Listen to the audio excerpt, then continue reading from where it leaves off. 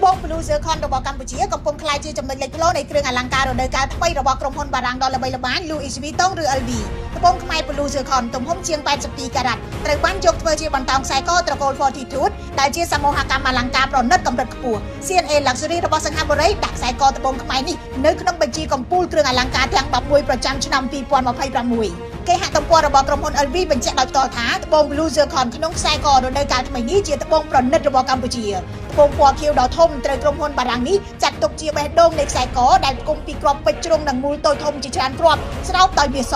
ហើយមានខ្សែពេជ្ររាងដូចខ្សែពួររុំឆ្លងកាត់គ្នាធ្វើឲ្យខ្សែកនេះមានភាពទាក់ទាញនិងលេចធ្លោខ្លាំងក្រុមហ៊ុន LV បញ្ជាក់ថាខ្សែក Fortitude នេះតំណាងឲ្យភាពក្លាហាននិងភាពថ្លៃថ្នូរនៃបេះដូងក្រុមហ៊ុន LV មិនបានបង្ហាញតម្លៃនៃខ្សែកនេះជាសាធារណៈនោះទេប៉ុន្តែលោកជាវុធីនាយកប្រតិបត្តិនៃក្រុមហ៊ុនគ្រឿងអលង្ការ VT Gemstone នៅកម្ពុជាបានប្រមាណថាគ្រាន់តែត្បូង Blue Zircon ជាង82ការ៉ាត់មួយគ្រាប់អាចមានតម្លៃចន្លោះពី$10,000ទៅ$20,000ដោយសារតែទំហំគុណភាពនិងការកាត់ច្នៃដល់ស្តង់ដារអន្តរជាតិគេហទំព័រគ្រឿងអលង្ការរបស់សង្ហបុរី CNA Luxury នៅថ្ងៃទី17ខែកក្កដាឆ្នាំ2026បានយកខ្សែកនេះដាក់នៅក្នុងបញ្ជីម៉ូដអលង្ការទាំង11ដែលគួរឲ្យចាប់អារម្មណ៍បំផុតសម្រាប់ឆ្នាំ2026ខ្សែកដ៏ប្រណិតនេះត្រូវបានបង្ហាញនៅប្រទេសម៉ារ៉ុកកាលពីខែមេសាឆ្នាំ2026និងត្រូវបានក្រុមហ៊ុន LV យកធ្វើជាតួឯករបស់ Fortitude ក្នុងចំណោមគ្រឿងអលង្ការ110ឈុតនេះបើយោងទៅតាមកាសែត South China Morning Post ចុះផ្សាយនៅថ្ងៃទី6ខែកក្កដាឆ្នាំ